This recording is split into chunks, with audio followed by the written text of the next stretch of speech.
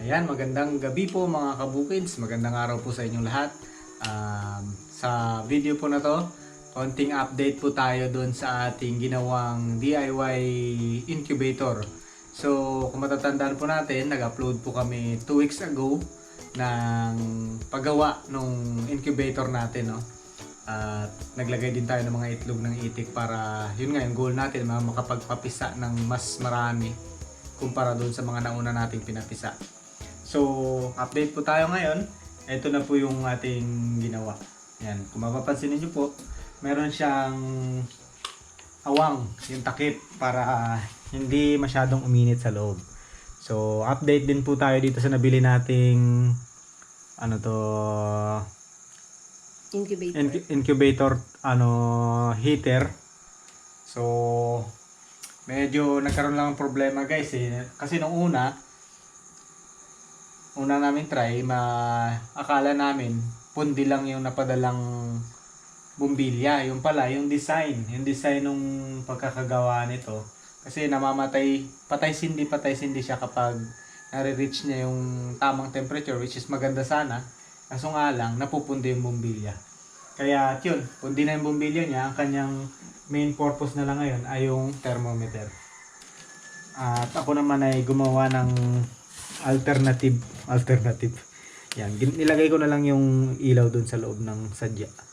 Tapos hindi ko na to ginagamit. Nagsaserve na lang siya as monitoring ng temperature. So, anyway, kaya ko naman sigurong papisahin to ng ganun-ganun lang. At mag-check din po tayo ngayon, no, ng kung ano na ba yung itsura ng mga itlog doon sa loob. So, sisilipin natin gamit ng ilaw na to. Patayin ko lang yung ilaw para madilim.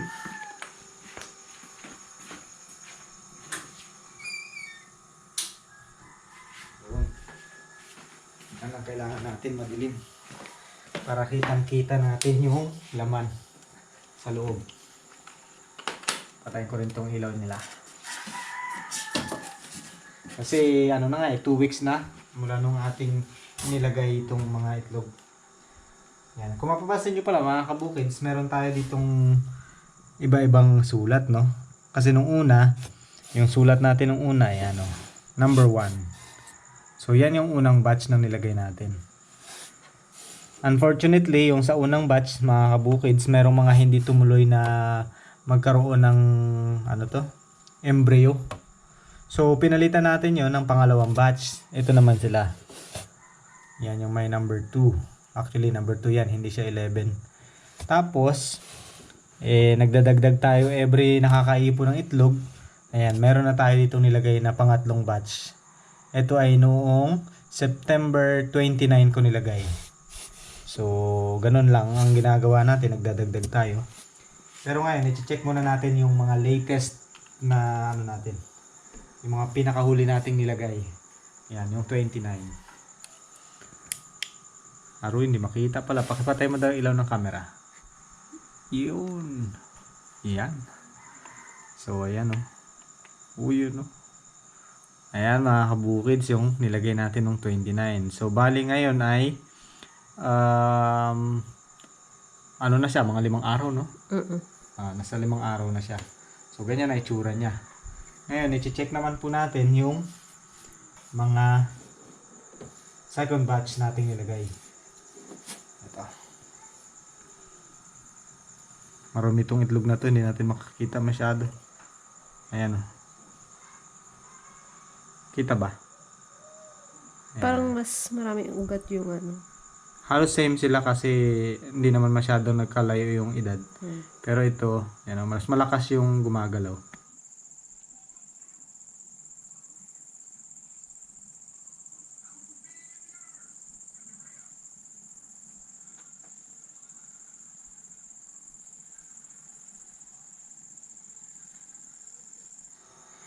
Ngayon, i-check naman po natin itong unang batch. Ayan, meron tayo dito. Ito number 1. No? Ito mas dark na. Oh. Ayan, no? Halos parang may sisiw na siya, no? Ayan, no, gumagalaw. Oh. Oh, yun, gumagalaw. Oh, yun, oh. Yan ang ating ultrasounding Gamit ng ilaw mga kabukids, no? Sana malaman din kung babae o lalaki, no? Hindi natin malalaman yan unless lumabas at kailangan nating bulat-latin yung kanyang puwitan. So, yun.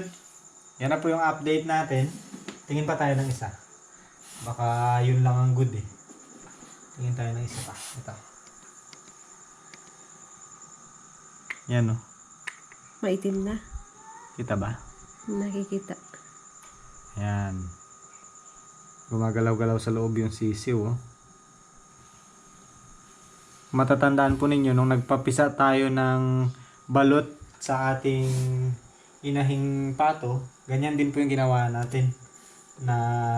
In-ultrasound din natin kung buhay pa yung nabili nating balot o patay na. So, yun ay marami tayong hindi napabuhay dun dahil nga na yung balot eh. Stress na po sa biyahe galing sa ibang lugar. So ito hopefully mapapisa natin lahat or di kaya naman marami talagang mapapisa natin kasi hindi naman sila na-stress. Maliban lang minsan kasi nagluluko tong minsan pagtanghali yung temperature sobrang init pati sa paligid natin sobrang init. So sana hindi maapektuhan yung ating mga itlog. Kaya yun. Ito ay ina-expect natin mga kabukids na pipisa yung una nating nilagay ng October 15. So, bukas may gagawin na tayong paglilipatan nila doon. Kasi pag napisa, kailangan natin silang lagyan ng kanilang paglalagyan para mainitan para sila ng bumbilya. So, yun ang ating update dito mga kabukids sa mga nagtatanong or sa mga naghihintay ng update dito sa ating ginawang incubator na ito. So far, so good. So far, so good po. At yun, baliktarin natin. Ito pa rin yung tubig na nilagay ko dito. May lumot na. Binabaligtad ko po yan ng madalas. Kapag gabi, ating gabi, umaga, tanghali, gabi, hapon. So, mano-mano tayo kasi yung ginawa nga natin lang. Box lang. Kaya mano-mano.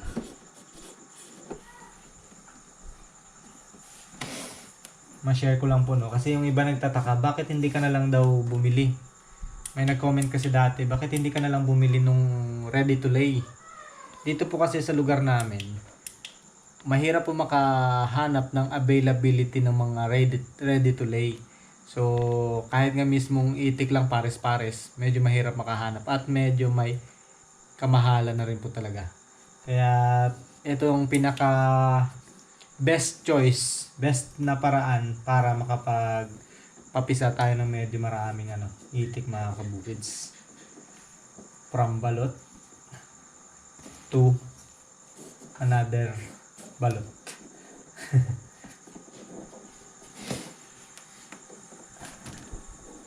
Pwede na yun ilaga. Ito yung mga nauna. Ilang days na, no? 2 weeks? Pwede na. Pwede Balot na siya. Balot na siya. Kaso, hindi pa natin siya subukang ilaga kasi nga, ang goal natin makapagparami pa at magkaroon ng balot eh. Kung babalutin na natin ngayon, wala na. Hindi na aabot. Sarap pa man yan, yung maliit lang yung sisiw. Oh. Maganda yung malapit ng lumabas. Kasi 28 days to eh. 1 day old. Hindi naman. Nakalabas na yun. Nakalabas. 28 days to, no? Pang 27 days. Pang 27. Parang rin yun. Parang 1 day old na rin yun. Ayan. Magdadagdag pa tayo dito mga kabukids actually. Ng mga susunod kasi konti lang nga yung itik namin, iniipon namin bago namin ilagay dito para sabay-sabay ba. Hanggat maaari maraming kasabay. Yun nga lang, hindi natin pwedeng patagalin ng stock. Yun kasi nangyari nung nakaraan. Sa sobrang tagal namin hinintay itong incubator, na-stock yung mga itlog. Kaya yun din yung mga hindi na nabuo. Hindi siya pwedeng patagalin ang pagsistock. Ay, hindi ko pala makita ang liwanag ng ilaw niya. Ayan, oh. Ayun na, buo Yun, oh. na siya. Kagalaw yan. Ayan, gumagalaw-galaw. Gumagala. Ultrasound. Galing na.